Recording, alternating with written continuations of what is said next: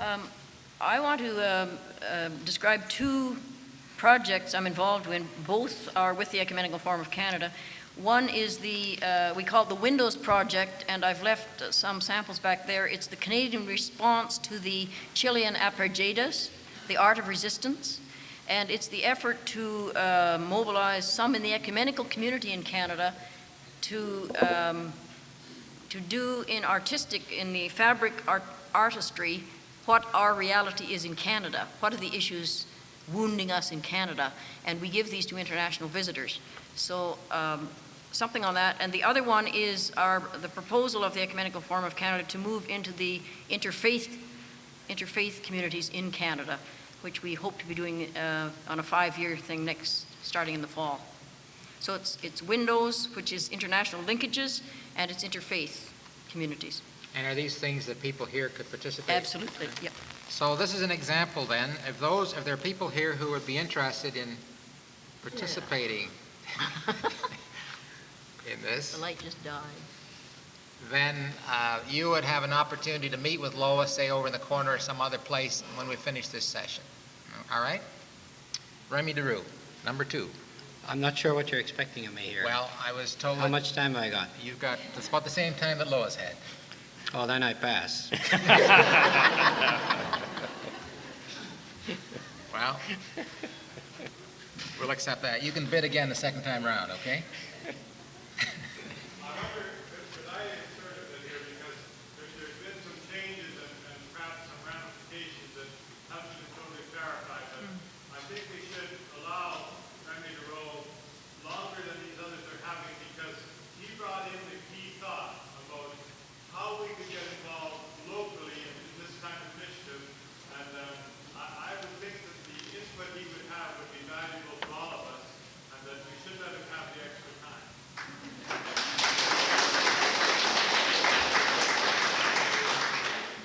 People speak. I trust I'm not embarrassing anyone, but I was asked earlier to expound a little bit on a thought that I presented in one of the previous encounters here about how you go about transforming society. The theme this afternoon is creative alternatives. Now, I interpret creative as alternatives that will change society, because there's all kinds of bright new ideas around, but they don't change society. Now, I personally have given up wasting my time on initiatives that are not aimed at transforming society. We can run all over the place putting Band-Aids on all kinds of problems, and there are people who have that mission, that calling. I respect them. That's fine. That's their thing. But I will no longer spend my time there. I've only got one life to live. I put my energy into changing society. And speaking out of the experience that we have acquired, we being the Roman Catholic Bishops Canada over the past 20 years, we have developed what we call a pastoral methodology, a process whereby ordinary people can actually change society. Now, I start from the perspective of raising the question that is before us, where have we gone wrong? And I don't take that perspective. It's not for me a question of having gone wrong. We've all done wonderful things in the past. They've had limited effect. The point is we're beginning to understand more profoundly and more completely the complexity of the problem and the need for social change, not just Band-Aid applications. In other words, we've spent a lot of time working from the head, thinking that because we talk about problems, we're going to solve them. And nothing is changing in the power relations in society. Someone said the other day, the more it changes, the more it's the same. And that leads to a lot of anomie and frustration, and a lot of young people, for instance, getting out of society, getting out of the political process because they're wasting their time. A lot of people no longer voting because, what's the difference? And I think now we're coming into a new period with a new consciousness. And we're no longer satisfied to just deal with issues with common sense. And I'm not against common sense. Common sense has its place. But as long as we continue to run the world by common sense, we are victimized by power relationships over which we have no control and we can't do anything about it. So we have to go into a deeper level of consciousness, and that's what's happening now, and that's why it's an exciting time to be alive, because people like yourselves are awakening to that. Okay, so very briefly, because this could take an hour, I'll try to be very brief. What are the steps whereby ordinary people can actually change society? Well, I'll give you 5, but you can multiply them and, you can make this more sophisticated if you like. But there is a definite process that we have learned out of our experience. If you wish, call it the Canadian equivalent of liberation theology, but it's not imported from outside. It grew out of our experience, starting way back in 1968 when we had the first Ecumenical Poverty Conference and launched what we thought could then be called a war on poverty. The first step is to identify with some of the victims, the marginalized people. Maybe you're one of them. To get a few people together who know from experience what it is to fail in the system. And you can find them all over the place. They're right in your own backyard. But you've got to identify with some of the victims. To identify means to sit down with them and listen to their stories and try to enter into their experience. Then you've got to get under the surface and you've got to do what is sometimes called social analysis. In other words, not stop at the circumstances, the consequences, but find out what are the root causes. What is it that causes people to be marginalized? When that happens, when you get at the root of what's really happening through social analysis, you begin to discover that there are 2 readings of history. There's the reading of history from those who are powerful and have made it, and there's the reading of history from the underside, those who have been manipulated by history. Our history books are generally written from the point of view of the conquerors. Has anybody ever written history of the world from a point of view of those who lost the battles? And yet if you pick up your Bible, you will discover that God writes history from the point of view of those who lose the battles, not the winners. God's not on the side of the powerful. The third step is to get in there with biblical values. We sometimes call that process discernment. And that's where we have to be converted. There will be no social change without conversion. And we can only be converted when we bring a new set of values and priorities into that situation which we have read with new eyes because we've seen it through the lens of the poor, of the oppressed. We've seen the underside of history.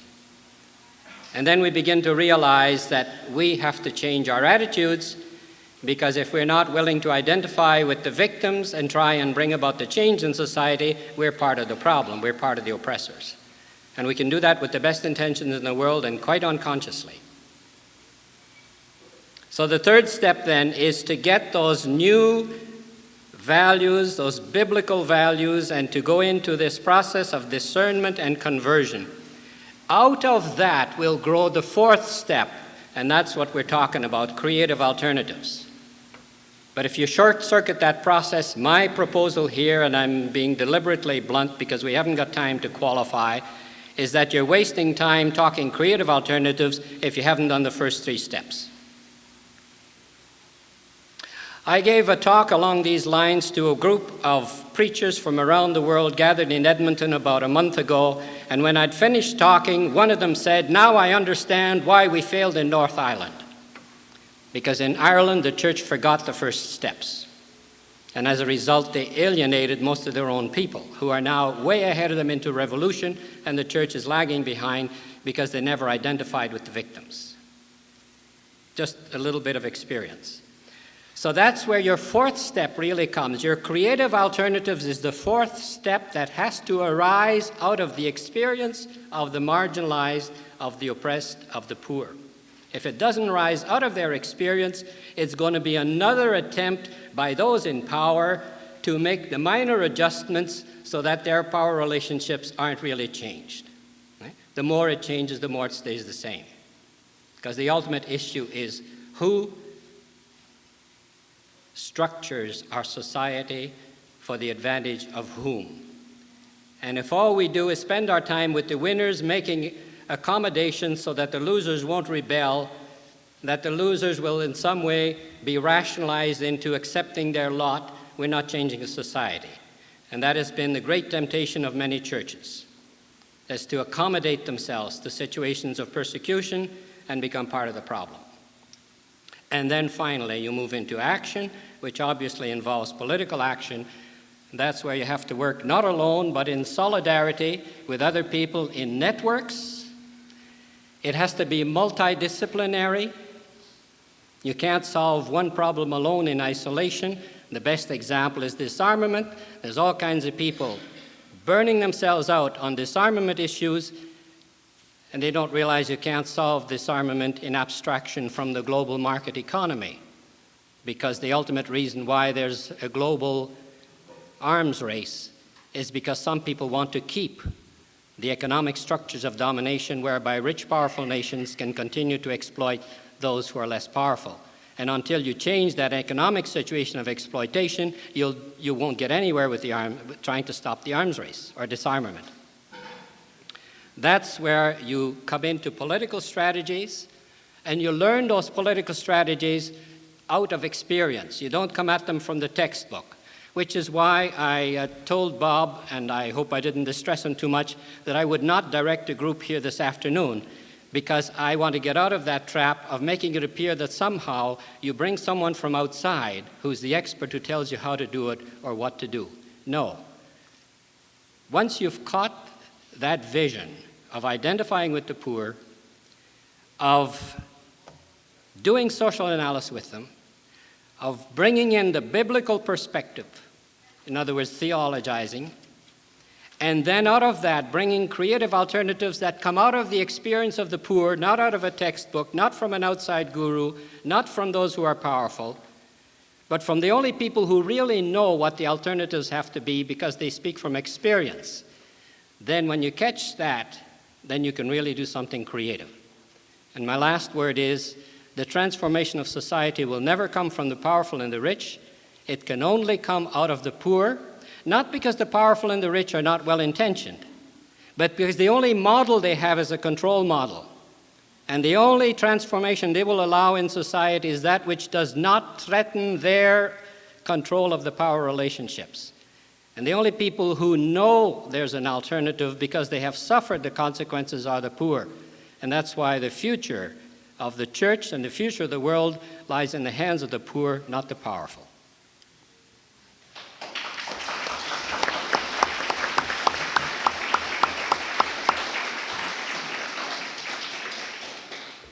Thanks, Remi.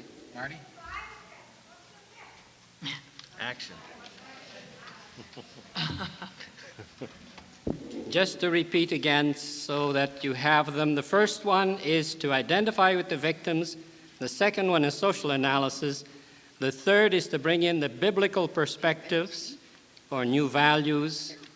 And then the fourth one is your creative alternatives. Your fifth one is action in solidarity, networking, political strategies, all that. Marty, okay. How to follow that act? Start with the action. Well, I'm actually very happy that Bishop De Roo was able to give that statement before my own, because I've spent all morning not realizing that we only had 2 minutes and trying to distill 6 years of experience into 10 minutes, leading to, as a native of Nelson and somebody who's coming back with that experience in the third world and thinking about what can we do about it and what can I do with my life here in Nelson to continue those 6 years. And I was having great difficulty with 10 minutes, and 2 minutes is getting me nowhere. I don't have to do a lot of the background thanks to what we've just been told. I would want to make one point, further point, that when you go overseas and work in a developing country and you get some detachment on your own community and you really look at what happens here in Nelson and in Canada, you think carefully, you begin to see that our situation and that of the oppressed in the third world is not really all that different. Would this institution be an empty shell if the people of Nelson had control of the intellectual and cultural community in which they live?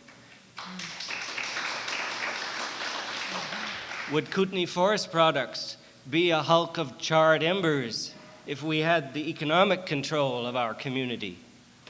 I think not. Would West Kootenay Power and Light be sold to Kansas City if we had control of the natural resources of our community and made those decisions for our community? I think not. The essence of underdevelopment is powerlessness, and I submit to you that we are as powerless over our community as the people in the third world are over theirs, and that we have to do the same, come to grips with the same problems that they do. The only difference is that we live in a wealthy third world country, and they live in a poor third world country. And that similarity of our circumstances and theirs is a source of optimism for me in the final analysis, because once we recognize that we share the same problems, the same world as the people in the third world, then it's possible for us to relate to them as equals who share a similar problem, and not as people who have all the answers and we've come to give it to them as gifts, as charity. There's no development in charity. Development is a process whereby people understand the problems that they face, understand who shares the same problems with them and who doesn't and why, find the courage to stand up and speak out against it, and acquire the skills to work to change the situation. And only finally, after all of those, do the resources that we might give to the third world, do the resources to affect some of the change come into the thing. We get it all backwards. We go to the third world and say, here are the resources, and we think that we've solved the problem. All of those other steps have to go before. And we can be involved in that as long as we understand that we're going through the same process in our own community. So I had two creative alternatives to suggest here today. One which I've thought about for a long time that directly relates to the theme of the conference, but the other occurred to me as I participated in this conference, as I thought about the fact that we had Lois Wilson, one of the preeminent Canadians involved in the ecumenical movement, the director of the World Council of Churches, a confidant of Archbishop Tutu, here in our community. And where are the local news media? They're not here. Would the Nelson Daily News representative stand up, please? He was here for the first few days.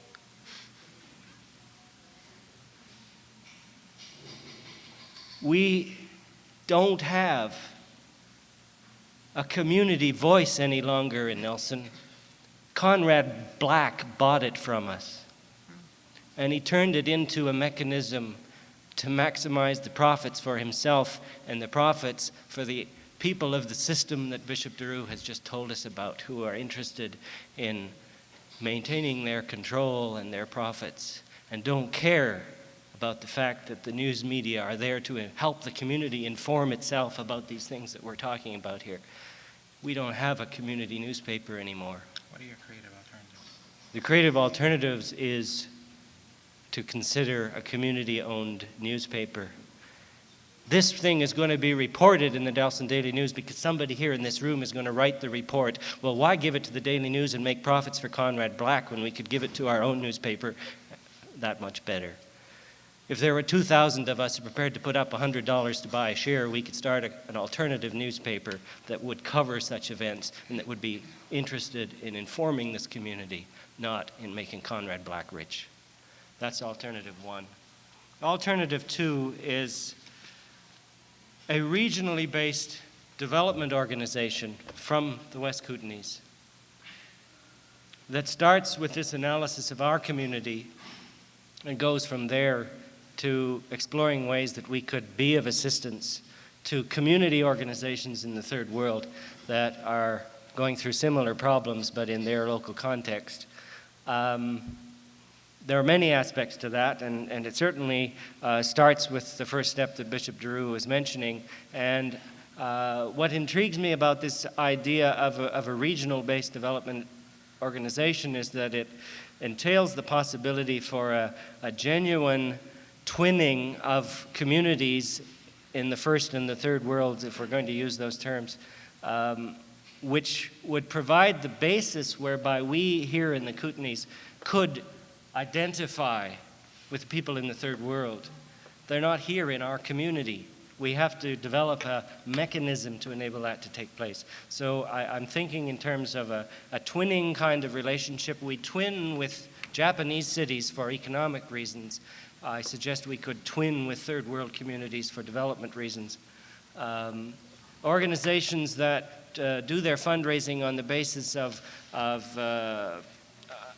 supporting a particular child in a third world country get at a particular need of people, and I think we can structure that in a way that is not as patronizing as this personal sponsorship thing is, but still addresses some of the needs that people feel to be connected in a more direct way with people in the third world. So I'm primarily interested in discussing the second one, and I'd sure like to sit down with some people someday and talk about the first one as well, and I'd be prepared to put a lot of time and effort and some of my money into getting a community voice for this community again. Thank you.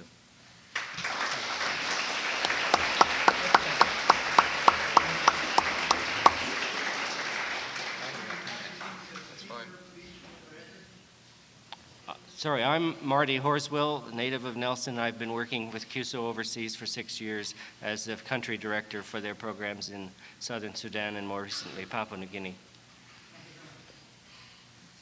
Very good. Yeah, I had a little word of, I hope it will be helpful in terms of clarification.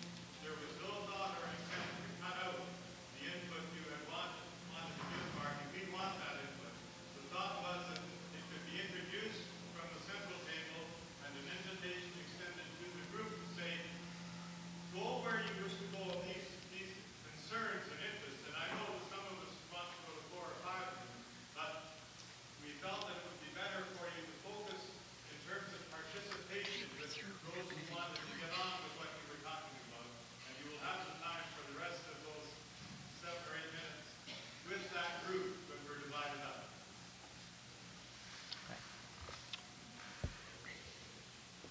Thank you. My name is Greg Utzig. I was involved in a couple of other workshops. I also live here in Nelson. I'm happy to use only 2 minutes. What I would like to raise as a creative alternative, and I shouldn't say raise, but as point out as some already exist in this area, is the fact that we do have community-based organizations which are arising in the West Kootenays, and I think what the reason they're arising is the fact that people here are beginning to recognize existing structures do not fulfill our needs. And I would like to give examples of that as Slocan Valley Resource Project, the Slocan Valley Watershed Management Group, as well as the Electrical Consumers Association, as Marty has pointed out. These are groups that are arising outside of given structures to try and allow people to take initiative and responsibility for management of our community and our resources. And what I would like to talk about is those kinds of organizations and possibilities for linkages between organizations of various groups in the West Kootenays. And secondly, look at how that may link with development in the third world in the broad sense that Canada is offering assistance to the third world, and what kind of structures and what kind of mechanisms are being tied in with that aid. Are we actually giving them the organizations that we would personally like to see for ourselves? I think that's basically it in a nutshell. So are you interested in starting a new organization for No, linking I'm not these? interested in starting a new organization. I'm interested in discussing structure and linkages within existing organizations. And it could tie in very nicely with the kind of thing that Marty is discussing as well. Okay, good. Thanks very much, Greg. Miriam Shirley, in 10 days. Could you say a word or two, please? Yes, that'd be fine.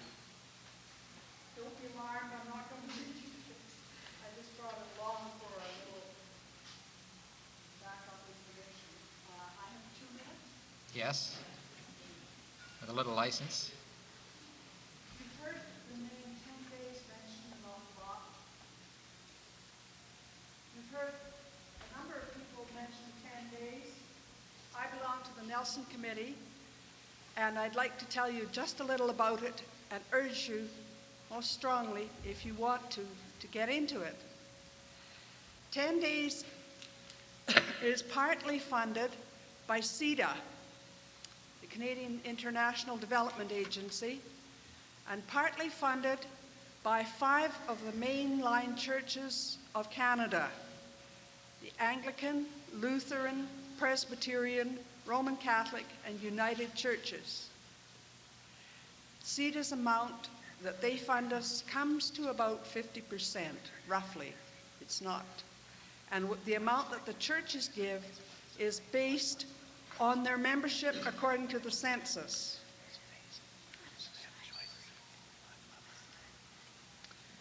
Why is it called 10 days? Because back in 1972, some people wanted to do something to raise the awareness of Canadians, especially Canadian church people, of the needs of the third world. And they put on a program which took 10 days. And since then, we've put on a program which takes about 10 days. That's our main push, is in those 10 days. The first committees were formed in 1973, and now there are about 190 of them. We're an educational program. We don't try to raise money, and we don't try to support any particular projects. You may have seen the Guatemalan weavings in there. That is, we are helping, just acting as the local agents for Teardrop Crafts of Castlegar, but that's not a 10 days program. Our aim, as I said, is to reach Canadian church people and the Canadian public, but first of all, the Christian community, because there are an awful lot of us who don't understand. Sometimes I've said it in my group, you hear Christians say things that make your hair stand on end. The theme for the past 3 years has been the original theme, why are people hungry? And for this coming year, the theme will be hungry for justice. We got a lot of support. I'm not going to tell you now how. I want to say one thing. If you have a 10 days committee in your area, your town, I urge you, if that is your interest, to get involved in it. And if there isn't one, form one. The Nelson Committee was formed by 2 people who thought we should have one. And we're only, I think this will be our 3rd year, this one coming up. In the meantime, one of the people who formed the group has left, and the other one is on an extended holiday of months. But there are enough of us, and we've got enough steam up to get going. I think someone mentioned, I was thinking of what Bishop De Roo said, he's not interested in things that aren't effective. So far, we've done some things that are effective, not necessarily our group, but some of the other groups across the city, across the country. And please God, we'll do more, and I hope the Nelson community, the Nelson Committee, will make a difference. I've got the information. If you want to form a committee, I've got the information on how to go about it, who to write to, phone numbers if you need. the BC contact. If you'd like to, you're interested, come and see me and I'll give it to you. I won't take the time now to read out addresses or anything like that. Thank you. All right, thank you very much.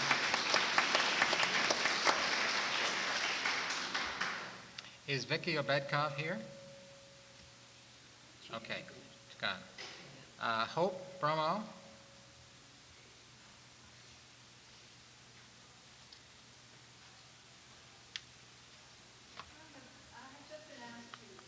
A bit about a small group which we have called Christians for Peace. I tried to write down something like this. How's that? Okay, it's either that or stand on the electric cord. We have a small group called Christians for Peace. When we first decided to form this, some people seemed to think that perhaps we were being a bit exclusive. We simply felt that we were trying to get together and observe what is happening through a common point of view. It's more of an affinity group than anything else. And we meet twice each month on the first and third Monday evenings at St. Paul's United Church. We discuss what seems appropriate to discuss. We sometimes do studies. We studied some of Gene Sharp's books on civilian defense, civilian-based defense, meaning defense of by civilians, not by armed forces, which is a much more pertinent idea than you might think unless you look at the books. We've studied various things which help us to relate directly, not just we love everybody, but to relate directly our Christian orientation with the problems that we're reading about in the papers and talking about at our group. As a matter of fact, we often find ourselves discussing economic rights more than political rights. That just reminds me of something that came up yesterday in the session. And I had about 10 minutes to write down something that would take me 2 minutes, but I couldn't do it very well. So we do meet on first and third Mondays. We would be very happy to have any of you either call me. My name is listed under South Slocan, or Sandra, whose phone number is 352-9871, I think. And would be happy to have any of you come see what we're doing, whether it seems pertinent to you or worth giving the time to. And I think that's all I can think of to say. Thank you. Now we have a friend, a visitor from the Netherlands. Bob, would you like to introduce him briefly?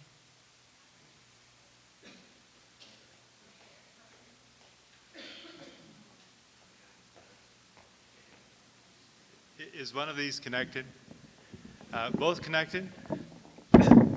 Yes. That's the kind of thing that's happening in the world, clash of communication.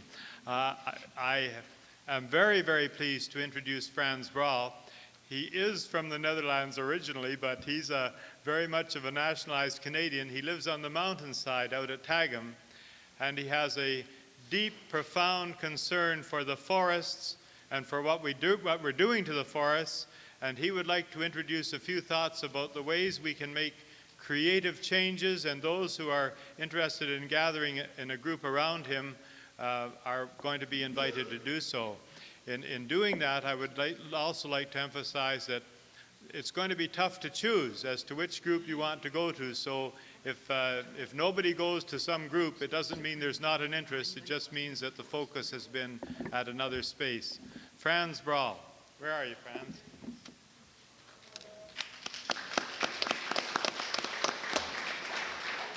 What I like to discuss is how we can take care of a totally different way of our forests as have been done so far. And I like to discuss it not from the perspective of our foresters, of our experts, but as one who lives for already 17 years in this area in the woods.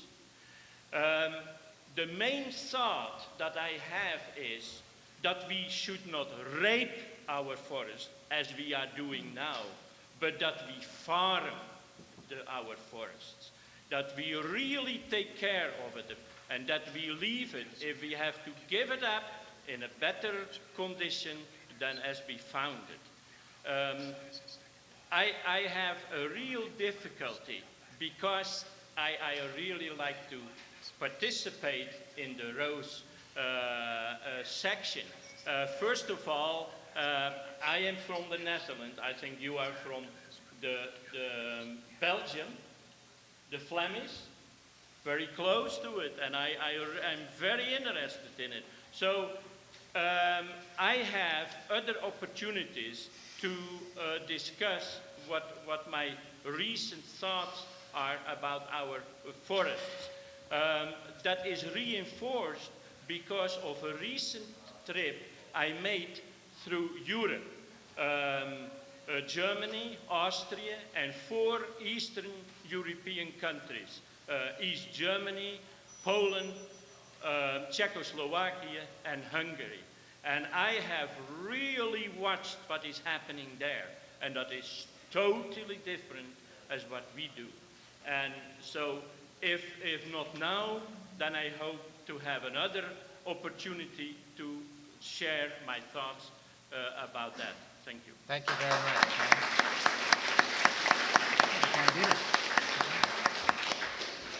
Russell McArthur, please. Where are you? 2 minutes, Russ. Is there a Dr. McClellan here?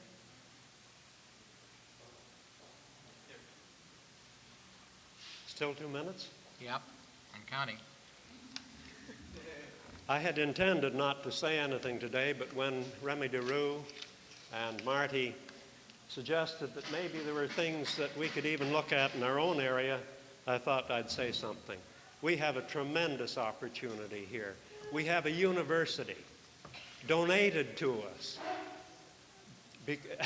I think they didn't know what they were doing. But anyway, it belongs to the city. Because the Japanese college is coming here, the running expenses of the place are taken care of. Now, totally separate from that Japanese college, we have a university. We have a tremendous need. We have about 300 to 400 people who have said they want to get education here, university-level education. They can't afford to go out to the other places to get it. We have the need. We have the opportunity. Are we going to do anything about it? That's the question. You know that we ran our first course this summer, a master's degree course from Gonzaga University. And now we're getting ready to run the second course in the fall. We're getting ready to run bachelor's programs. All we need is the support of the people of Nelson to make this go.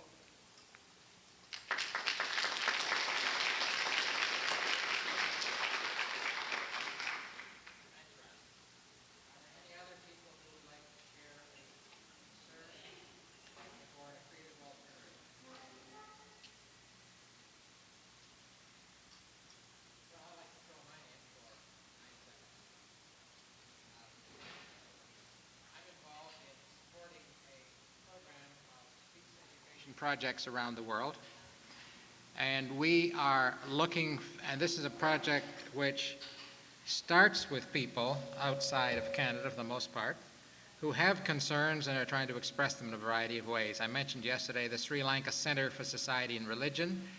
I mentioned groups up in northern Thailand. We are supporting the efforts in Smithers, BC with the Taylors who are working against great odds. And there are a number of other projects of that kind. If there are people who are interested in discussing with me these projects, how they can be supported, not only financially, but in terms of legitimacy, so that the people who are involved in them don't run the risks of losing their lives or losing their livelihood or losing their position in the society, whatever it is, I would be happy to discuss these projects with them. So that's another project which is in our list here. Okay, let me briefly review then the areas, because some rich areas here for discussion. Unfortunately, our time is short, but at least we can make a beginning. Lois has suggested two projects, what she'd call the Windows Project, and one involving interfaith communities. Marty has talked about a community-based newspaper, as well as a regional-based development organization. Greg has talked about ways and means of linking existing organizations, non-governmental organizations, for further strength in the West Kootenay. Shirley has talked about the 10 Days Project and the need for additional support and understanding of that project. Hope has talked about Christians for Peace, the concept of nonviolent resistance and the civilian-based defense, and ways of developing that particular approach as an alternative to the ones that we have. Franz Braal has talked about creative changes in the development and support of forests in this country, and Russ McArthur has talked about ways and means of strengthening the university. All of those are rich areas that could take a lot of time. As I say, we don't have a lot of time, but we have about a half an hour approximately for these groups. We now have to find a way. Can we get underway, folks?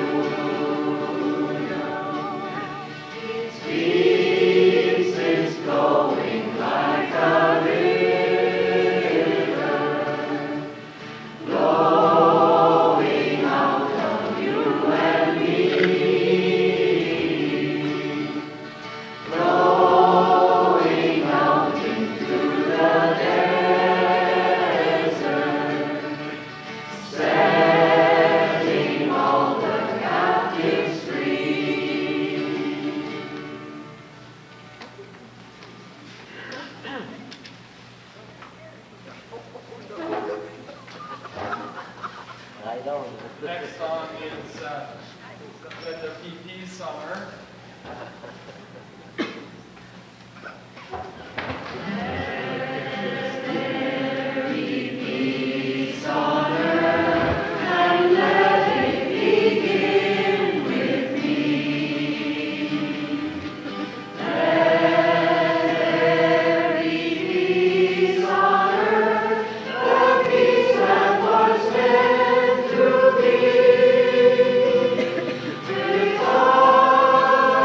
Because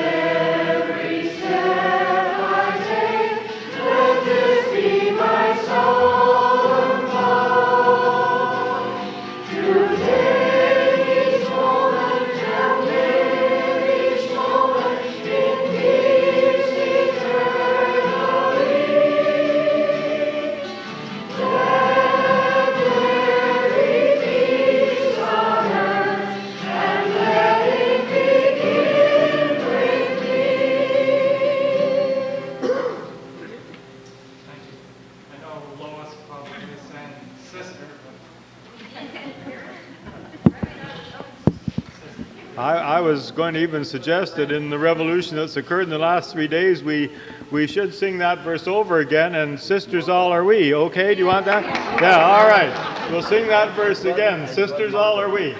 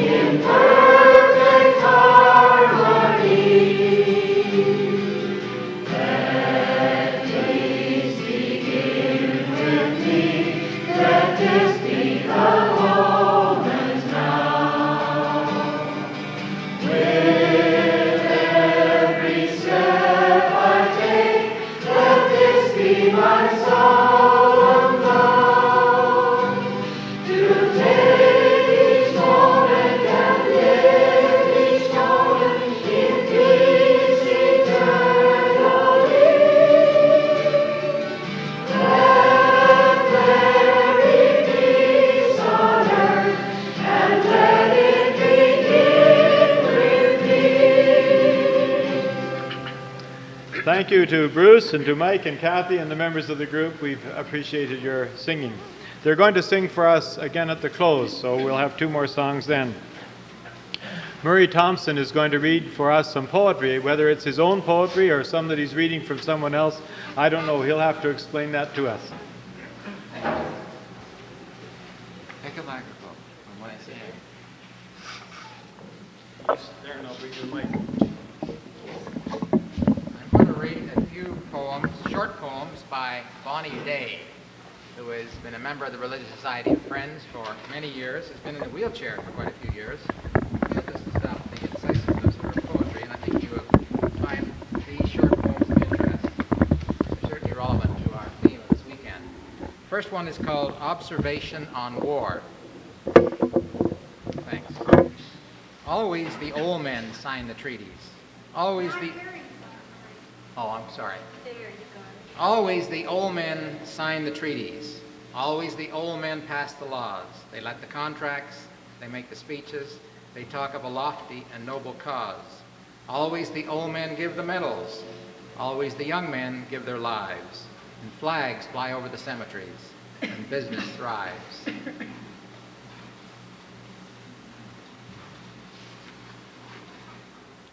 Pride is the enemy.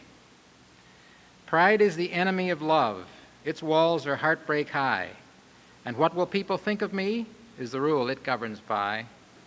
Pride is the enemy of love. Its bonds are cables strong. Its shackled subjects never dare admit to being wrong. Uncounted innocents must die, sans mercy and sans grace, to keep the prideful and the great from ever losing face. How it all started. First, there was this big love-in, see? And everybody got high. The city council were uptight about it, and you can imagine why. Carpenters left their workbenches, fishermen left their nets, and they all converged on Jerusalem, regardless of warnings or threats.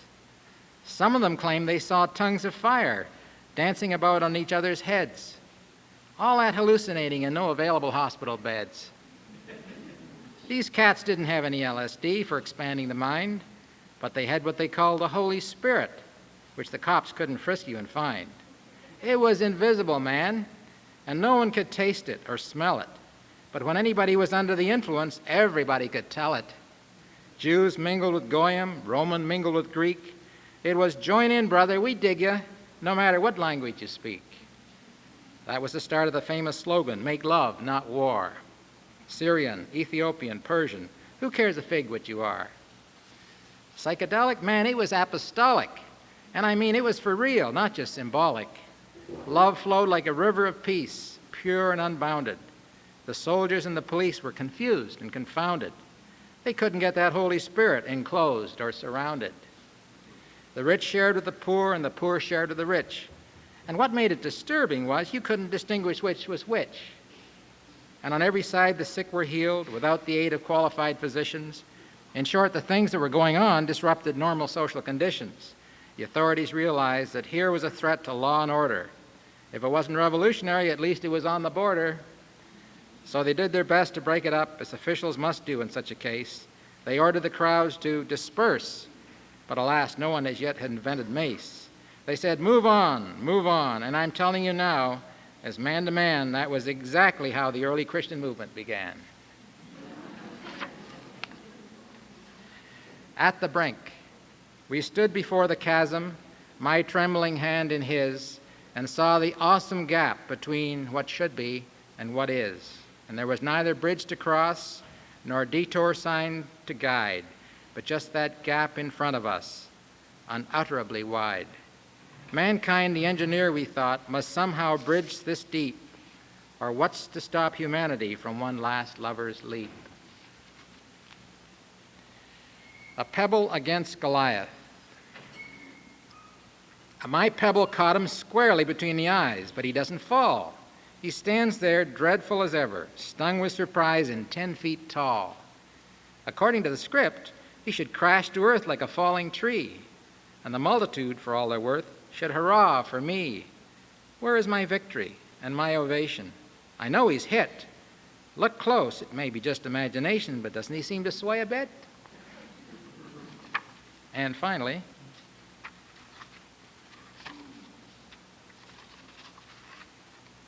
all that I seem to be saying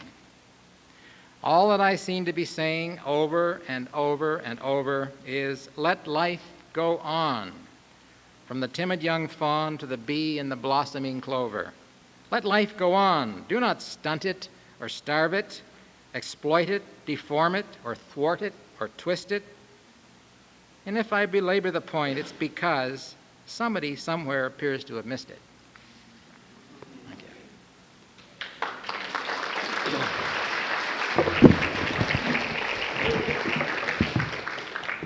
I'm not sure how to handle this mic, so maybe during the next episode, Sean, maybe you could come back and set it up straight again.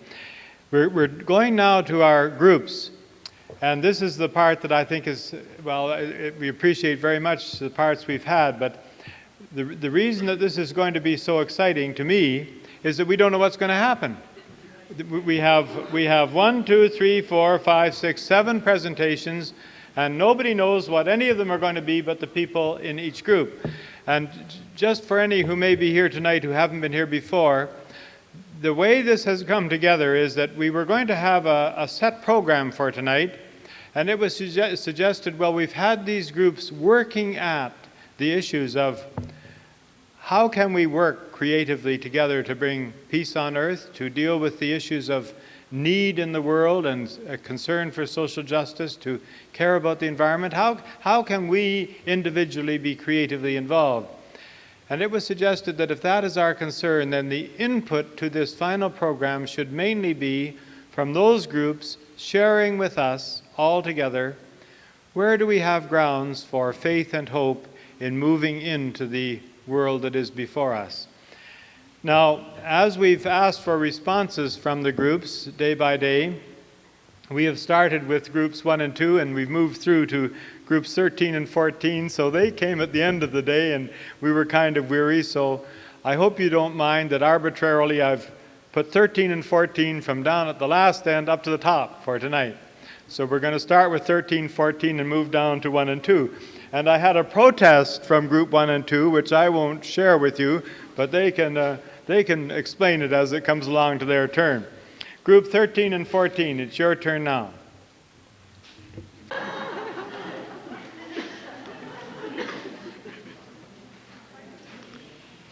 Oh, my dear brother,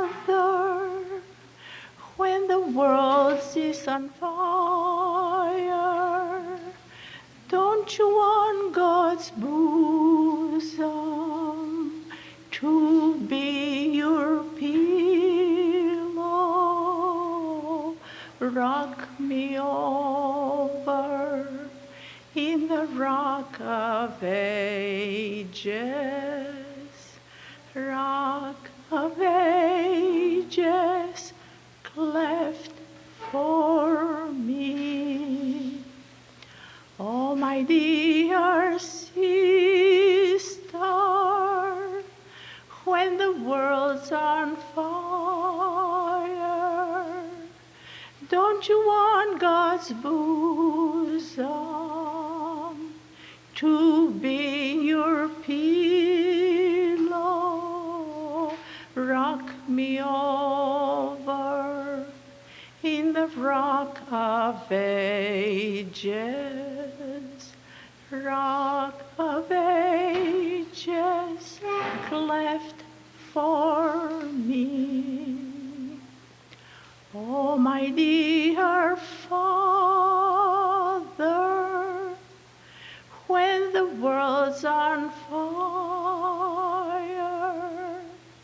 don't you want God's bosom to be your pillow? Rock me over in the rock of ages, rock of ages, cleft for me. Oh, my dear mother, when the world's on fire, don't you want God's bosom to be your pillow? Rock me over in the rock of ages, rock of ages, cleft for me. Oh, my dear children, when the world's on fire, don't you want God's bosom to be your pillow? Rock me over in the rock of ages, rock of ages, cleft for me.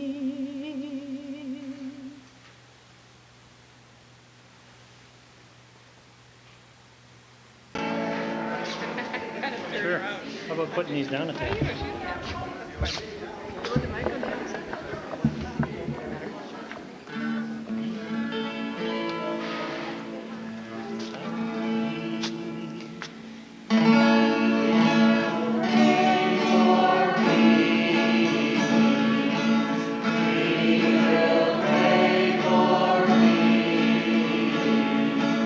We will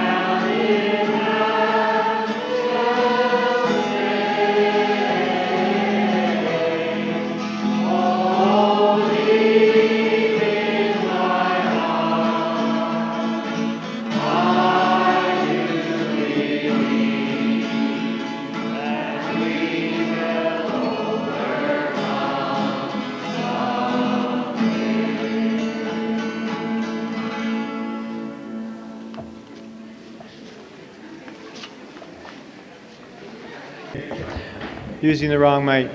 I think that shows that the Spirit is among us, and how great.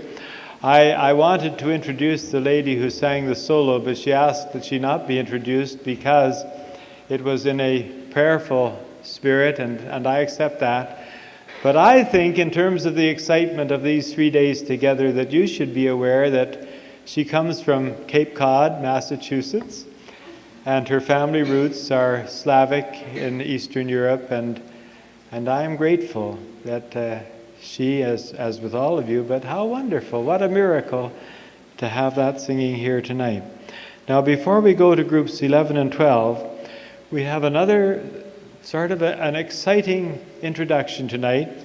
We have Terry Marshall and Janet Nelson of the Kootenay Folk Group, 2 of 4. There are 2 others in their group who are not able to be here, but I think it's great that Terry and Janet have been willing to come, and they are going to sing some songs for us. This may not be exactly the kind of music you're expecting. I don't know what you're expecting, because... Oh, good. Terry and I are a duo called Kootenay Folk, but we also belong to a Celtic group called the Clan MacDougall. So we're sort of combining some of our music and some of theirs, and we've sort of chosen a few songs that, if you twist them enough, they fit your theme. This first song is a Stephen Fearing tune, and he's a Vancouver musician who has lived and taught here in Nelson. He taught at DTUC when it was going, full blast. And he comes back yearly. He has several family and friends in the area, and I know several of you will know him. So this is a Stephen Fearing tune, and it's about the future.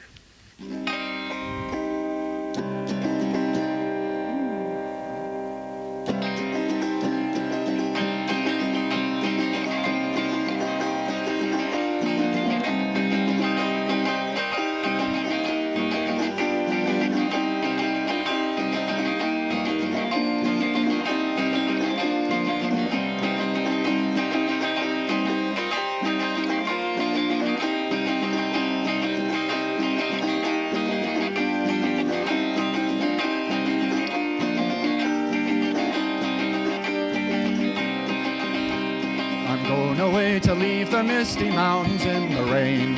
I've crossed the great divide and now I'm crossing back again. I'm going to where the sun tempers golden to the grain, and the fields of waving wheat go on forever. And the future, it's as big and as wide as Dublin Bay, and the foghorns cutting like a scythe upon the hay. The months will pass you by until the stroke of New Year's Day. They'll all leave a mark upon your mind.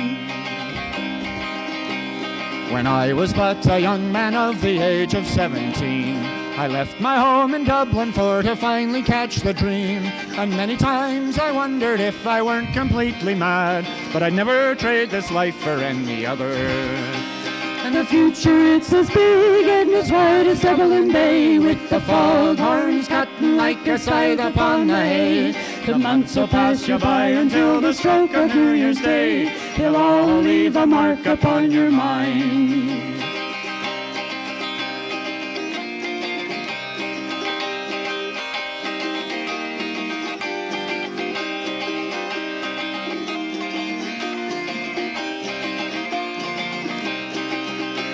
And the future, it's as big and as wide as Dublin Bay, with the foghorns cutting like a scythe upon the hay. The months will pass you by until the stroke of New Year's Day. They'll all leave a mark upon your mind.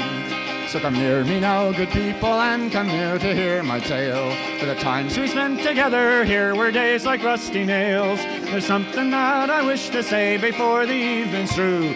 May our hearts all laugh aplenty, and may God be good to you. And the future, it's as big and as wide as Dublin Bay, with the foghorns cutting like a scythe upon the hay. The months will pass you by until the stroke of New Year's Day. They'll all leave a mark upon your mind. The future, it's as big and as wide as Dublin Bay, with the foghorns cutting like a scythe upon the hay. The months will pass you by until the stroke of New Year's Day. They'll all leave a mark upon your mind. They'll all leave a mark upon your mind. They'll all leave a mark upon your mind. Thank you. The next song, Janet wrote.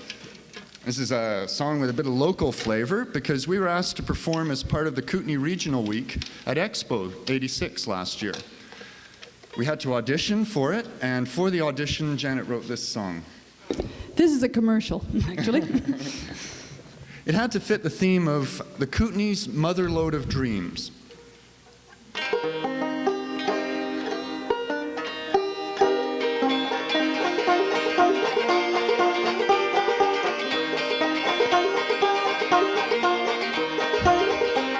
When you're on the run, you can't do any better than to pack your grip for British Columbia. Traveling there when the weather is fair, it's a good time for a Yankee.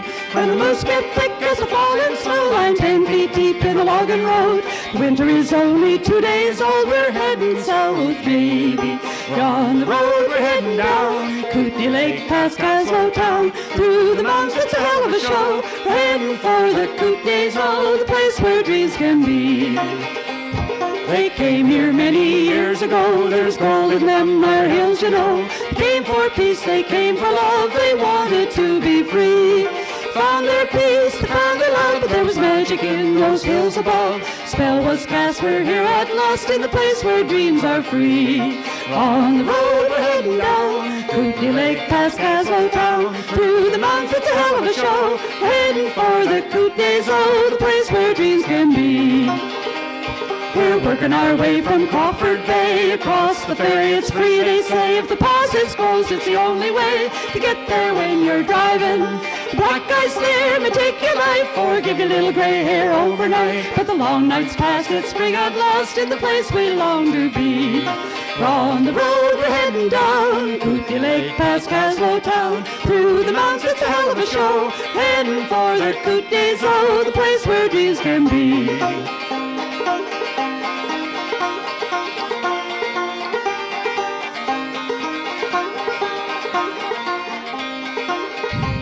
When you're on the run, you can't do any better than to pack your grip for British Columbia. Traveling there when the weather is fair, it's a good time for a Yankee.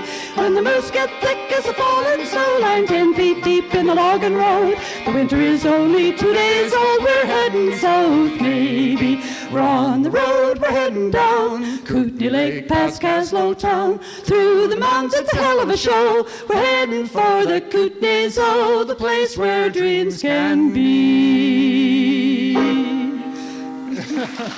Thank you.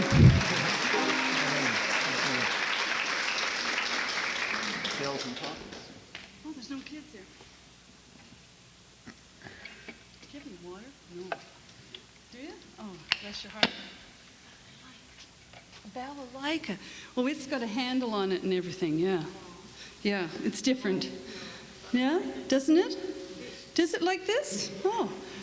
Well, anytime anybody told me they had a balalaika, it looked like a huge mandolin sort of thing. No, but they lied to me. I didn't know that. This is a little song about potentials. Yes. This is actually a children's song, so most adults like it. Little pig hollered in the middle of the night, tell me, Mama, I've got to get it right.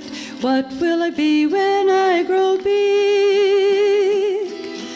Hush, said his Mama, you're going to be a pig. This is a great chorus. You can sing this chorus after a couple of times, I'm sure. That's how it is when you get older. Your bacon butt and picnic shoulder. All my sons and all my daughters are hawks and hams and tails and trotters. Do you want to try that chorus again? Okay. That's how it is when you get older. Your bacon butt and picnic shoulder. All my sons and all my daughters are hawks and hams and tails and trotters. You'll have it well by the end of this song. Oh no, said the piggy, that's a mighty heart. I'm a whole lot more than loin and lard. I'm pink and pretty, young and strong. Whoops, sorry. I just changed the keys, so I've lost my fingering. Can I do that again? Oh no, said the piggy, that's mighty hard. I'm a whole lot more than loin pink and pretty, and I'm young and strong. Hush, said his mama, not for long. That's how it is when you get older. Your bacon butt and picnic shoulder. All my sons and all my daughters are hawks and hams and tails and trotters. Oh no, said the piggy and started to howl. I'm a whole lot more than cheek and jowl. I can walk, I can talk, I can sing and dance. Hush, said his mama, you'll never get a chance. That's how it is when you get older. Your bacon butt and picnic shoulder. All my sons and all my daughters are hawks and hams and tails and trotters. Oh no, said the piggy, I'll show you all. He went under the fence and over the wall. He ran up the road till the moon went down. He ran up the road till he came to town. That's how it is when you get older. Your bacon butt and picnic shoulder. All my sons and all my daughters are hawks and hams and tails and trotters. With a kink in his tail and a wink in his eye, he put on a shirt, he put on a tie. He bought himself a diamond ring, and nobody noticed anything.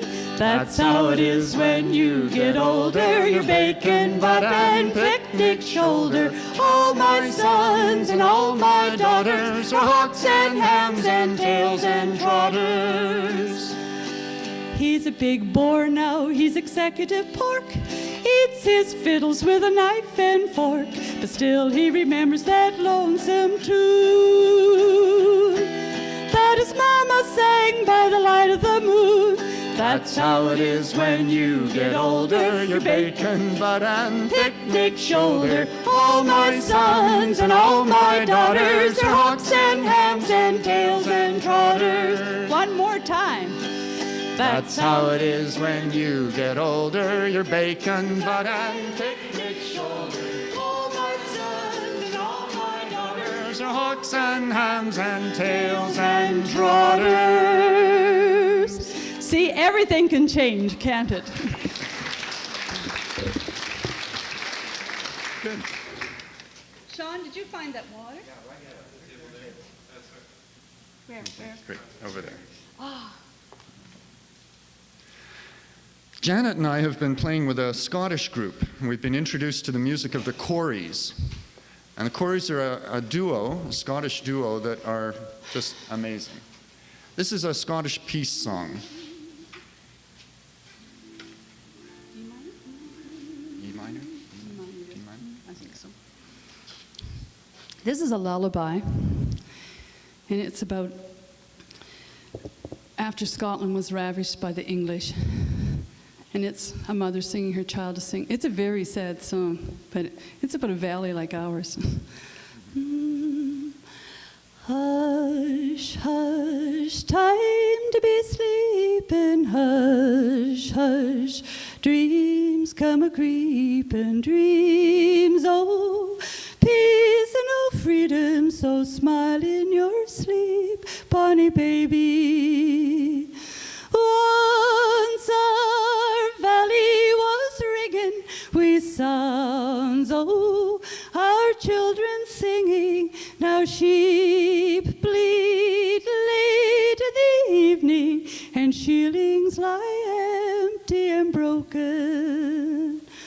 Hush, hush, time to be sleeping. Hush, hush, dreams come a-creeping. Dreams, oh, peace and oh, freedom. So smile in your sleep, bonny baby.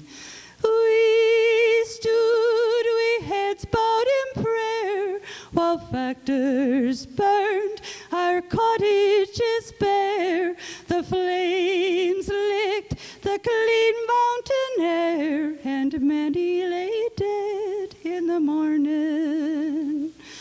Hush, hush, time to be sleeping. Hush, hush, hush. Dreams come a-creeping, dreams, oh, peace and oh, freedom. So smile in your sleep, bonny baby. Where's our fierce Highland metal, our men once so gallant in battle, now stand cold, huddled like cattle, and wait to be shipped o'er the ocean. Hush, hush, time to be sleeping, hush, hush. Dreams come a-creeping, dreams, oh, peace and oh, freedom. So smile in your sleep, bonny baby. No use in crying or pleading, gone, gone, all hope of staying. So hush, hush, the anchor is weighing. Don't cry in your sleep, bonny baby. Hush, hush, time to be sleeping, hush, hush. Dreams come a-creeping, dreams, oh, peace and oh, freedom. So smile in your sleep, bonny baby. Hush, hush, time to be sleeping, hush, hush. Dreams come a-creeping, dreams, oh, peace and oh, freedom. So smile in your sleep, bonny baby.